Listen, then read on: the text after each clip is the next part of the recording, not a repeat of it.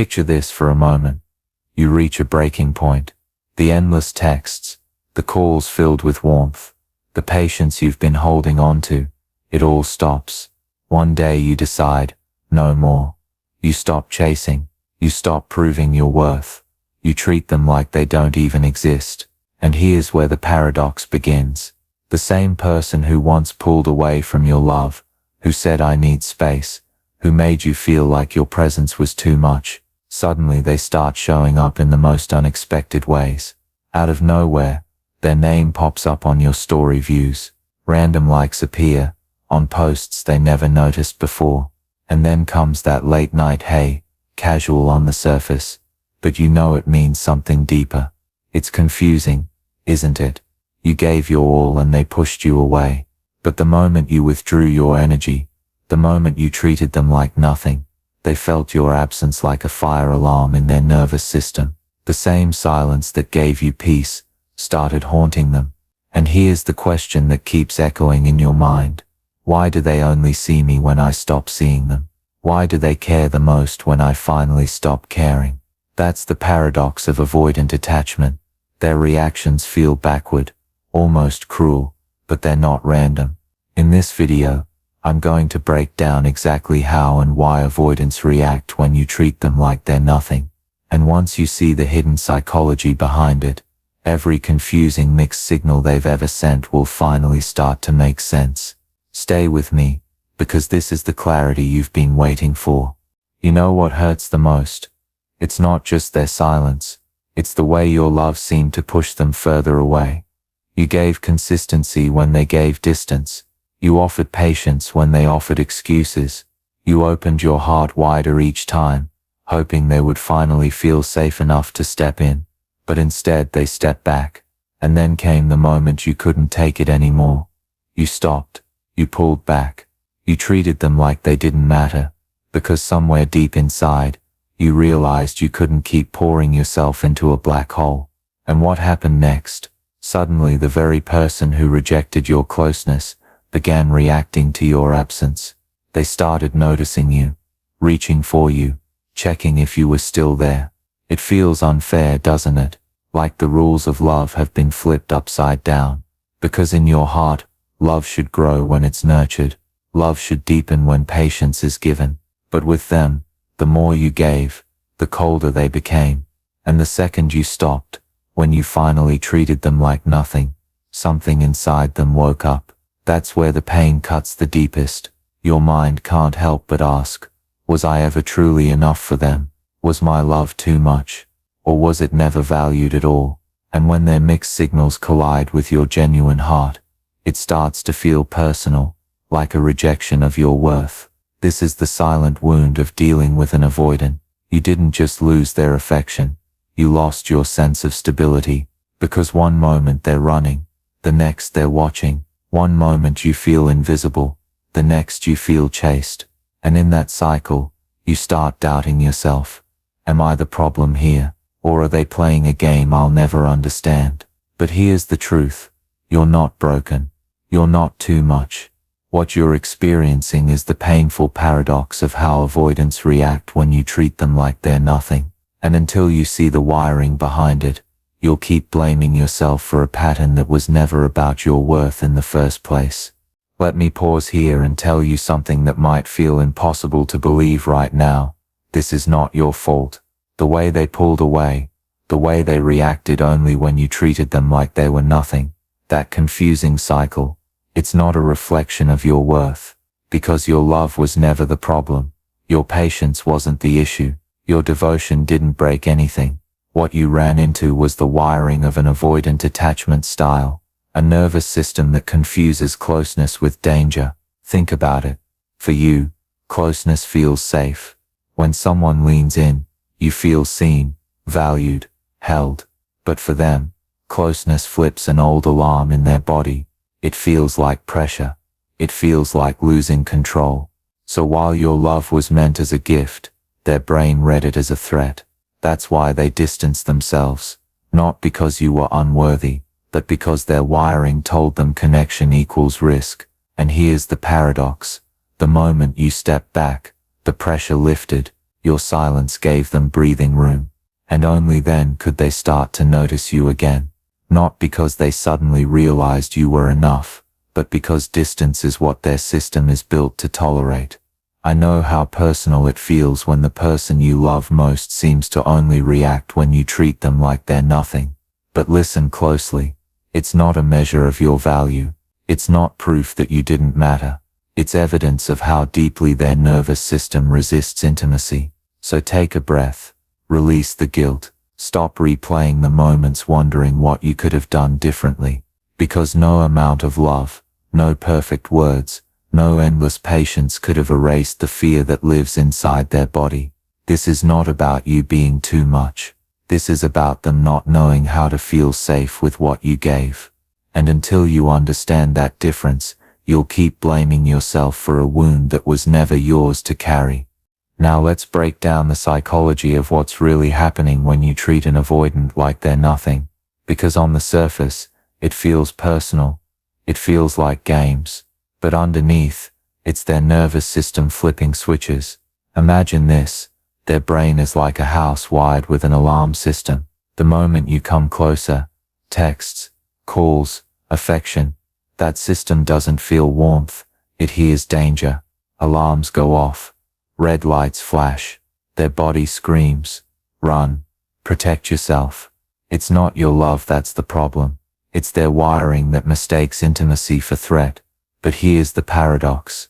The second you step back, the second you stop chasing, stop proving, stop treating them like they're the center of your world, that alarm shuts off.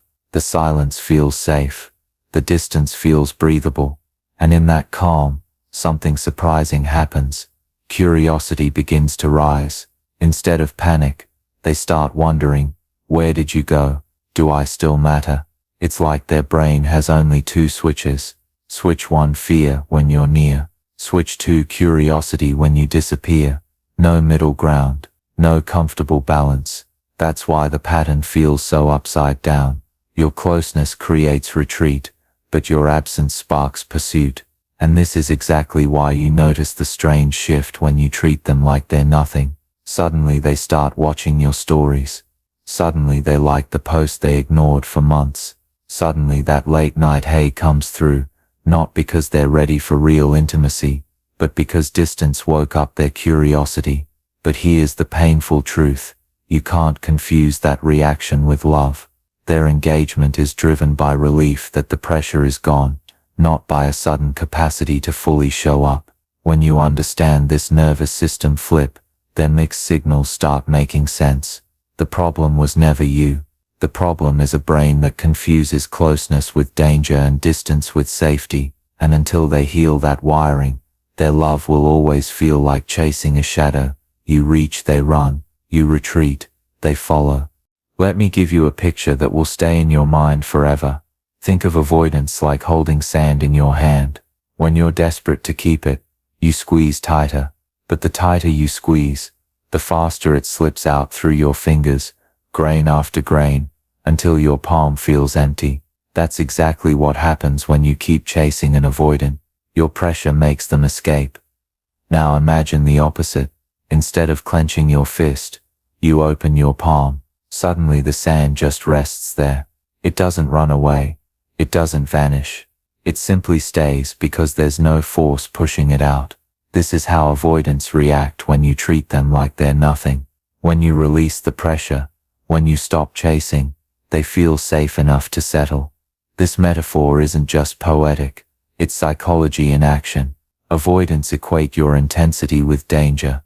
Every call, every check-in, every effort to hold them close feels like a fist tightening around them. Their instinct isn't to appreciate the love. It's to escape before they suffocate. But the moment you loosen your grip, their nervous system shifts. They're no longer fighting to breathe. And in that stillness, they can finally notice you. Here's the paradox. You thought your closeness would prove your love, but to them, your closeness felt like chains. You thought stepping back meant losing them, but in their world, stepping back is the very thing that allows them to stay. And that's why this sand in your hand image is so powerful. It reminds you that with avoidance, force never works. The more you push, the more you lose. But the more you release, the more they feel drawn back, sometimes without even realizing why. So the next time you find yourself asking, why do they react when I treat them like they're nothing? Remember the sand. It's not about holding tighter, it's about letting go. And in that release, their natural curiosity and presence finally have room to breathe. Let me bring this out of theory and into real life, because sometimes a story explains what psychology alone can't. I once worked with someone who was completely drained by her avoidant partner. For months, she had carried the relationship on her back, sending the good morning texts, asking about his day, showing up with patience when he gave almost nothing in return. But the harder she tried, the colder he became. His replies shrank, his energy faded, until she felt invisible in her own love story. One day, she hit a breaking point, not with anger, not with revenge, but with a quiet decision. She chose to stop chasing. She didn't announce it. She didn't play games. She didn't send a final speech. She simply turned inward.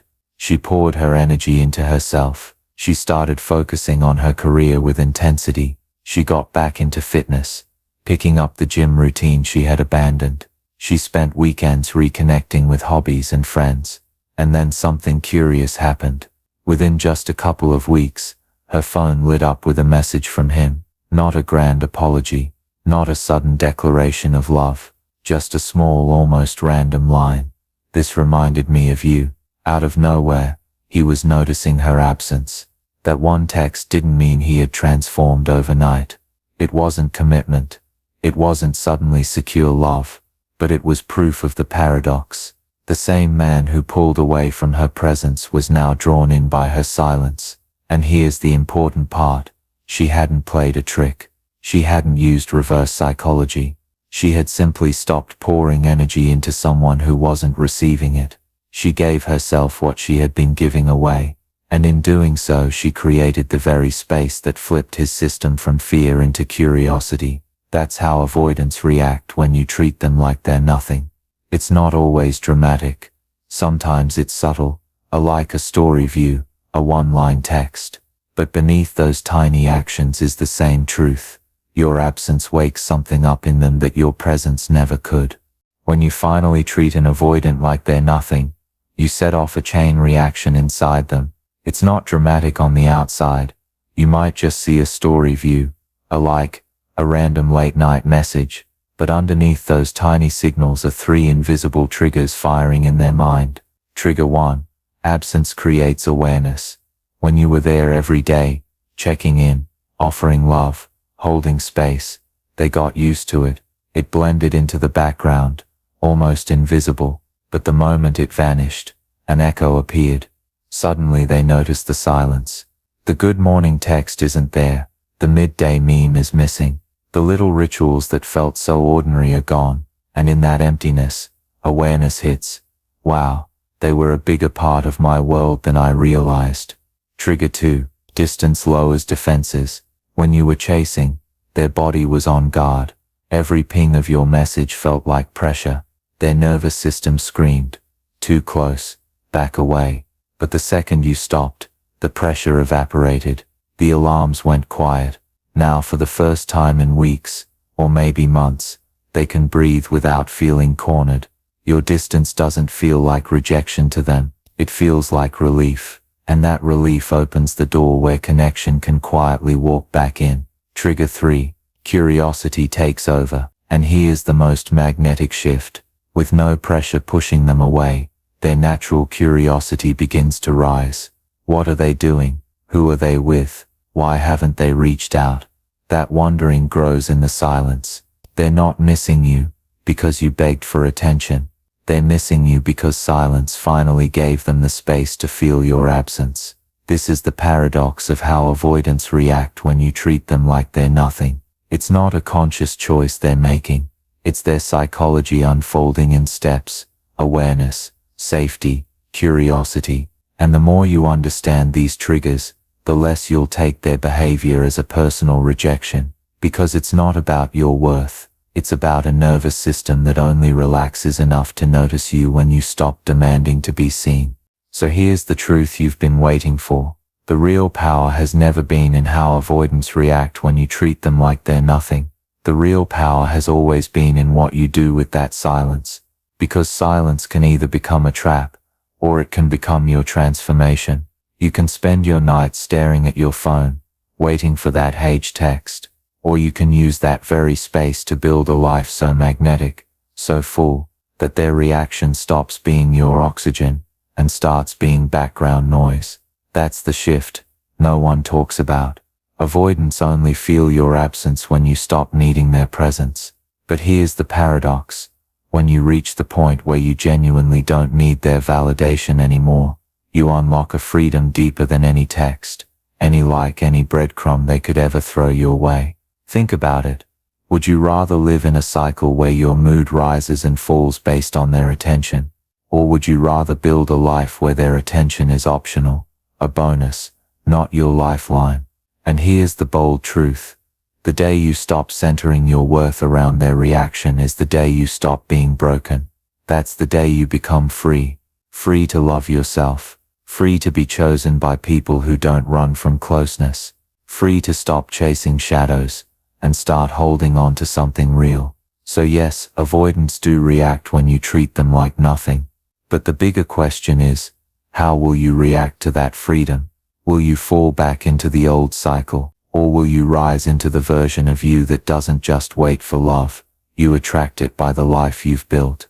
And now, I want to hear from you. Drop a comment below and tell me what's the most confusing thing an avoidant has ever done to you. Because your story might help someone else feel less alone. Hit the like button if this gave you clarity, and subscribe right now, because we're going even deeper into attachment psychology. And trust me, what's coming next will change the way you see love forever.